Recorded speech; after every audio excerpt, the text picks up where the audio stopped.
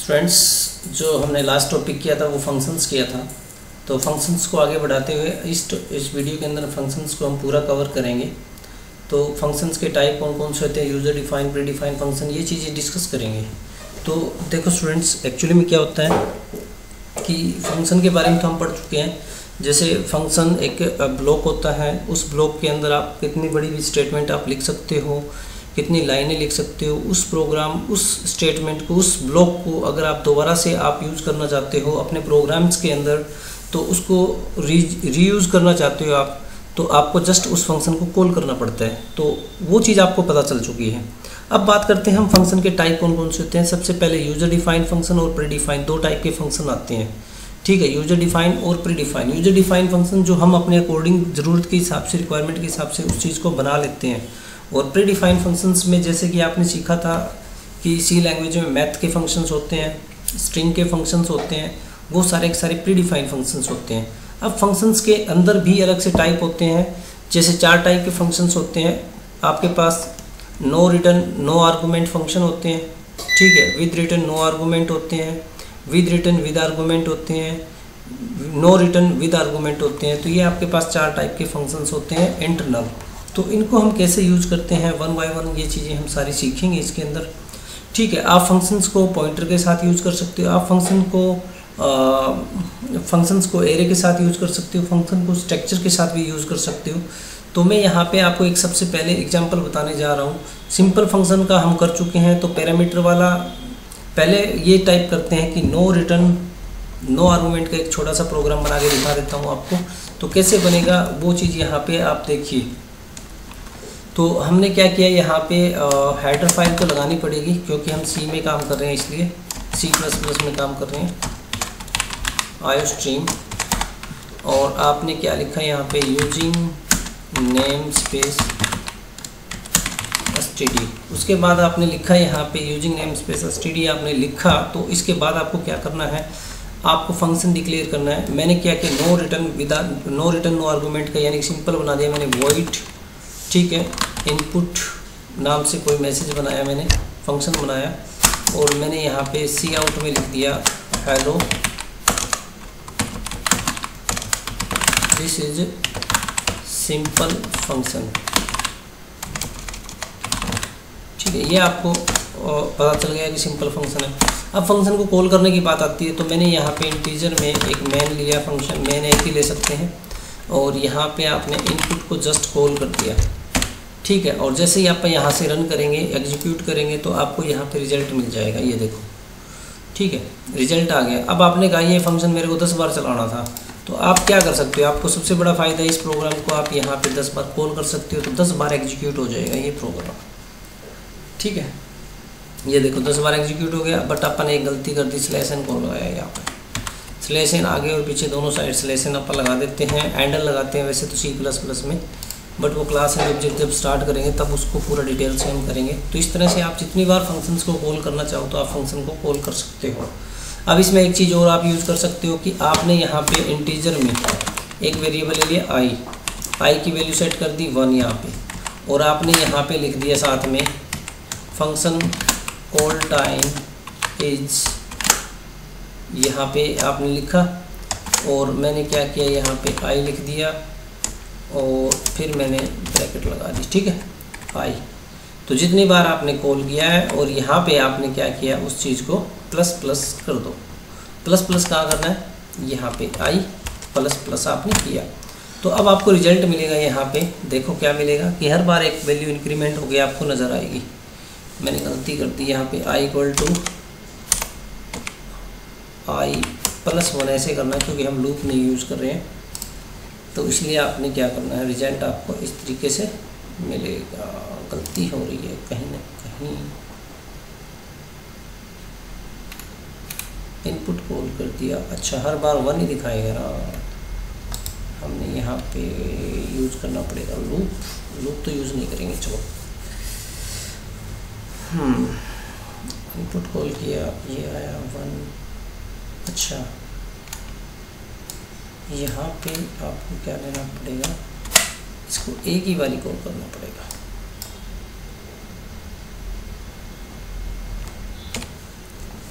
Okay student, इसको check करते हैं कि आई की लूप्स के साथ इंक्रीमेंट डिक्रीमेंट करना पड़ेगा। तो हमने क्या किया, यहाँ पे आई इक्वल टू 1 डिक्लेयर कर दिया, आई प्लस प्लस कर दिया। ठीक है, तो आई इक्वल टू आई आपने डिक्लेयर करना पड़ेगा यहाँ पे। ठीक है, तो आप इसको रन करना और ये आपको रिजल्ट यहाँ पे देगा 1 2 3। तो इसके लिए आपको कॉल करना पड़ेगा। तो आपने 1 टाइम किया, ये वैल्यू यहाँ पे आई और आपने इसको रन कर दिया यहाँ पे। ठीक, तो है प्रोग्राम। चलो नेक्स्ट ये तो हो गया हमारा इंक्रीमेंट, यानी मल्टीपल कितने भी टाइम आप फंक्शन को यूज़ कर सकते हो, रीयूज़ कर सकते हो प्रोग्राम्स को। अगला जो हमारे पास जो फंक्शंस आता है, अगला टाइप जो पैरामीटर पास करना है हमें, तो अब की बार है नो रिटर्न विद पैरामीटर। ठीक है, विद आर्गूमेंट। तो हमने क्या किया यहाँ पे, वॉइड इनपुट आपने लिया यहाँ पे इनपुट, और इनपुट के अंदर आपने एक वैल्यू ये पास कर दी, दूसरी वैल्यू ये पास कर दी, तो ये आर्गूमेंट हो गया।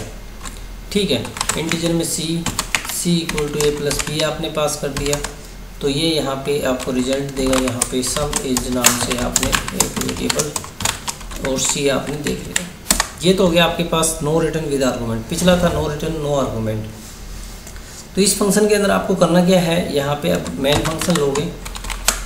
मेन फंक्शन में आपने क्या किया कि यहाँ पे इनपुट को कॉल कर दो, जो वैल्यू पास करनी है कर दिया आपने, और जस्ट यहाँ से रन कर दो, तो रिजल्ट आपको मिल जाएगा। यहाँ पे सम इज़ 90, आपको रिजल्ट यहाँ पे मिल जाएगा 90 का। क्लियर है यहाँ तक? तो आप इस तरह से पैरामीटराइज फंक्शन भी पास करते हो, नो आर्गूमेंट भी पास कर सकते हो। अब जो हमारे पास अगला जो फंक्शन आने वाला है, जो अगला फंक्शन हमारा यहाँ पे यूज़ करेंगे आप, ये आपने नोट करना है, ये नोट कर लीजिए आप। वीडियो को पॉज करो और नोट करो इसको। ठीक है, तो आपने ये यूज़ कर लिया। ठीक है, उसके बाद आता है आपके पास नो रिटर्न नो आर्गूमेंट किया, नो रिटर्न विद आर्गूमेंट किया। अब आता है विद रिटर्न नो आर्गूमेंट का फंक्शन। तो हम कैसे करेंगे वो देखो। विद रिटर्न करना है, इंटीजर मैंने लिखा। ठीक है, इंटीजर के अंदर मैंने क्या किया, यहाँ पे फंक्शन का नाम इनपुट ही ले लेता हूँ, यहाँ पे इनपुट, और मैंने कोई आर्गूमेंट यहाँ पे पास नहीं किया। मैंने सिंपल यहाँ पे इंटीजर x के अंदर कोई वैल्यू लिखी और x को मैंने यहाँ पे रिटर्न कर दिया x क्या हो गया, यहाँ से रिटर्न हो गया। अब रिटर्न किया और डाटा कहाँ निकलेगा वो चेक करना है अपन। तो वो हमने क्या किया, रिटर्न किया और डाटा हमें बाहर निकालना है। तो हमने यहाँ पे मेन फंक्शन लिया। मेन फंक्शन के अंदर हमने क्या किया, यहाँ पे सी आउट किया। सी आउट के अंदर ही हमने इनपुट को कॉल कर दिया। ठीक है, इसको हमने इसके अंदर कॉल कर दिया, तो वो रिटर्न होकर वैल्यू यहाँ पे मेन फंक्शन में आ जाएगी और आपको रिजल्ट मिल जाएगा। तो ये देखो आपको 343 यहाँ पे आपको रिजल्ट मिल चुका है। आप इस तरीके के अलावा आप एक और यूज़ कर सकते हुए कि वो ये है, इंटीजर में आपने आर नाम से लिया, आर इक्वल टू जो इनपुट आपने लिखा था उसको आपने यहाँ पे क्या किया, कॉल किया। इसमें जब वैल्यू आगे रिटर्न होकर के सी आउट में चले गए। सी आउट में चलने के बाद क्या किया आपने, री को यहाँ पे रिजल्ट लिखा और रिजल्ट आपने आर यहाँ पे पास कर दिया। तो अब आप क्या करोगे यहाँ पे कि आपको ये सारी चीज़ यहाँ पे मिल चुकी है, आप इसका रिजल्ट आपको मिल चुका है। कैसे इसको सिंगल वेरिएबल में निकाल सकते हैं, कैसे हम डायरेक्ट सी आउट में लिख सकते हैं, तो सब कुछ यहाँ पे आपके पास ये चीज़ आ जाएगी। ठीक है स्टूडेंट्स, तो ये हमारे पास हो गया विद रिटर्न नो आर्गूमेंट। अब हम पास करते हैं विद रिटर्न विद आर्गूमेंट। कैसे फंक्शन बनेगा तो वो चीज़ देखो यहाँ पे, इसको नोट कर लीजिए आप पॉज करके इसको वीडियो को, तो आप ये नोट कीजिए। चलो आपने नोट किया। अब उसके बाद बात करते हैं हम यहाँ पे आर्गूमेंट पास करने की। तो मैंने क्या किया, सिंपली बात है, यहाँ पे मैंने इंटीजर भी लिया, इनपुट भी लिया, और इनपुट के अंदर मैंने 2 आर्गूमेंट भी पास कर दिया, इंटीजर ए, इंटीजर बी। ठीक है, अब मैंने क्या किया, इंटीजर में रिजल्ट या सम नाम से एक वेरिएबल ले लिया, sum equal to A plus B आपने पास कर दिया। अब आपने रिटर्न कर देना है यहाँ पे सम रिटर्न करने के बाद आपने क्या किया, यहाँ पे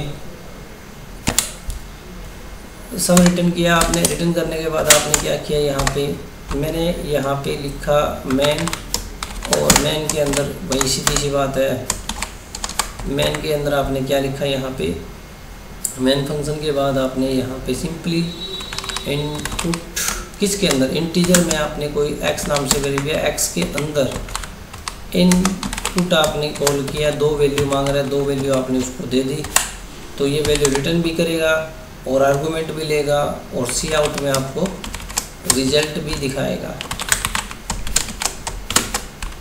x। तो इस तरीके से आप क्या कर सकते हो, इस प्रोग्राम को डील कर सकते हो और बना सकते हो यहाँ पे। तो ये आपके पास रिजल्ट आएगा 90। क्लियर स्टूडेंट्स, यहाँ तक आपको समझ में आया। तो इस तरह से हम रिटर्न टाइप फंक्शन, ये चारों टाइप यूज़ कर सकते हैं फंक्शंस के अंदर।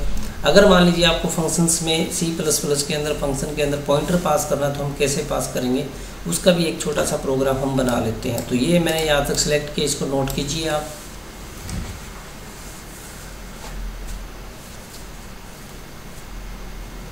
ठीक है, नोट करने के बाद आपने क्या किया, तो पॉइंटर के साथ कैसे यूज होगा वो देखो, वॉइड इनपुट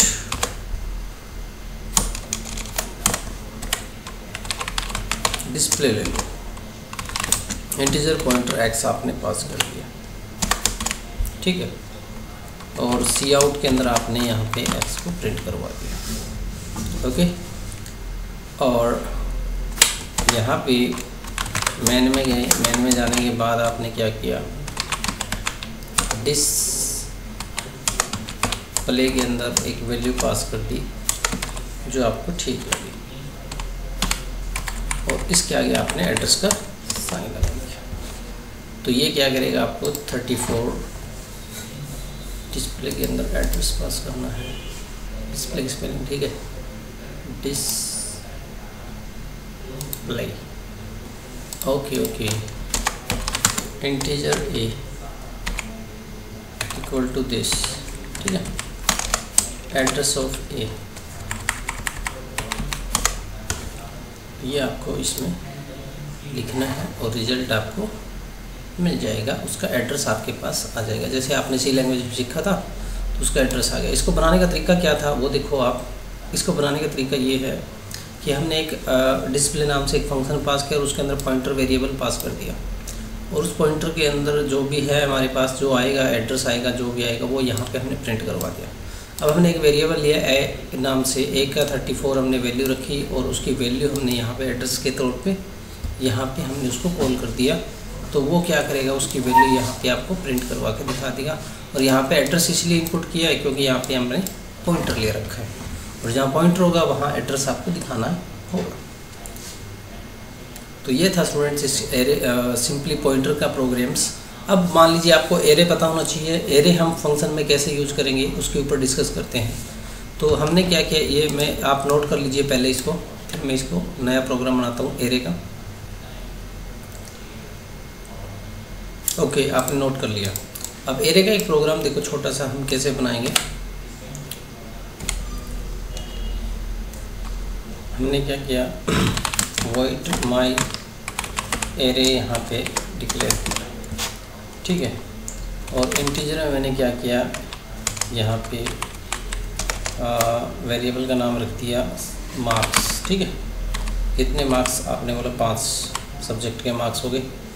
आई लूप चलाया, आपने क्या किया, सी आउट करना है यहाँ पे, सी आउट आपने लिखा एंटर 5 सब्जेक्ट मार्क्स, ठीक है। सीन यहाँ पे आपने क्या करना पड़ेगा, फॉर लूप चलाना पड़ेगा, i equal to 0, i less than equal to 4, i plus plus आपने लिखा। अब आपने सीन कर दिया यहाँ पे मार्क्स ऑफ i, आपने यहाँ पे सीन किया। अब आपको प्रिंट करवाना है तो आपने दोबारा से क्या करना पड़ेगा, सी आउट लिखना पड़ेगा, ठीक है। और सी आउट में लिख दिया मार्क्स आर, सिलेक्शन करके लिख दो, ठीक है। और आपने यहाँ फिर से फॉर लूप चलाया, i equal to 0, i less than equal to 4, i plus plus आपने लिखना है।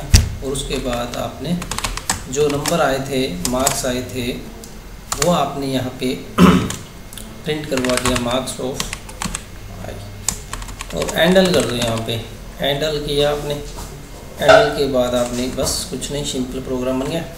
अब आप इंटीजर में जाते हैं मैन के अंदर, और मैन में आपने लिख दिया यहाँ पे कॉल ही करना है जस्ट आपने माई एरे नाम से, माई एरे, और जस्ट यहाँ से आप रन कर दो। तो आपको एरे भी यहाँ पे यूज करना आना चाहिए। तो आप कैसे करोगे, यहाँ पे एंडल हटा देता हूँ मैं, एंडल हटाया मैंने, रन किया आपने, तो ये डाटा आपका रन इस तरीके से आप तो कर सकते हो। स्पेस चाहिए, सिलेक्शन चाहिए, सब कुछ आप अप्लाई कर सकते हो इसके अंदर। ठीक है स्टूडेंट्स, और एक और टाइप एरे यूज करके देखते हैं आप इसके अंदर। ठीक है, तो वो कैसे होगा वो देखो। तो वो मैंने क्या किया, यहाँ पे एरे है, इसमें भी आप इंटीजर ए और मार्क्स है ना, मार्क्स यहीं पे डिक्लेयर कर देता हूँ, मार्क्स ऑफ आई आपने डिक्लेयर कर दिया। ठीक है, मार्क्स ऑफ आई आपने यहाँ पे आई नहीं साइज लेगा 5 आपने डिक्लेयर किया। ये मैं यहाँ से हटा देता हूँ। ठीक है स्टूडेंट्स, मैंने ये हटा दिया यहाँ से। उसके बाद ये सीन कर देगा, मार्क्स ऑफ आई हो जाएगा। ओके, सीन यहाँ पे नहीं करेंगे, आप यहाँ से कट कर लेते हैं इसको। यहाँ पे सिर्फ हमें रिजल्ट चाहिए, तो यहाँ पे मार्क्स ऑफ आई आ गया अपने पास यहाँ पे। उसके बाद यहाँ पे एलिमेंट आपने क्या किया, कंट्रोल वी, और आपने यहाँ पे एक वेरिएबल ले लिया इंटीजर में, मार्क्स ही ले लो दोबारा से, वैसे कुछ भी ले सकते हो। ठीक है, और आई आपने लूप के लिए ले लिया। अब आपने क्या करना है, सीन करवा दिया। सीन करने के बाद आपको यहाँ पे मार्क्स को रखना है, बस और कुछ नहीं करना। तो आपका एक छोटा सा प्रोग्राम है, ये एग्जीक्यूट हो जाएगा यहाँ पे। ये देखो, रन करो इसको, और रिजल्ट आपको यहाँ पे मिल जाएगा। ये देखो, सारा रिजल्ट आपके पास आ जाएगा। तो एरे भी आप पास कर सकते हो, इसमें ऐसी बात नहीं है, अपने पूरे प्रोग्राम्स के अंदर। और एरे पास करने के बाद यानी कि आप फंक्शन के साथ जो काम कर सकते हो, जो आपने पहले सारे कुछ सिंपल कर रखे हैं वही आप फंक्शन के थ्रू कर सकते हो। बट इसका फ़ायदा यही है कि पूरी स्टेटमेंट बन चुकी है। इस स्टेटमेंट का अब आप रीयूज करना चाहो तो रीयूज ईजी तरीके से कर सकते हो, पूरा कोड आपका रीयूज हो जाएगा। तो स्टूडेंट्स, आज के लिए इसमें इतना ही कि हमने क्या सीखा है, फंक्शन सीखे हैं, फंक्शन की पूरी डिटेल हमने की है, function with pointer, function with array, function no return no type, सारा कुछ हमने इसमें करके देखा है। तो आप भी इसके बेस पे कोई एग्जांपल बनाना चाहो तो बना सकते हो। अगर आपको मतलब मैं प्रैक्टिस के लिए क्वेश्चन तो दूंगा, बट अपनी मर्ज़ी से 1-2 प्रोग्राम बनाना और जो बताया है इसके ऊपर प्रैक्टिस करके देखना। ओके स्टूडेंट्स, इस वीडियो में इतना ही आज के लिए।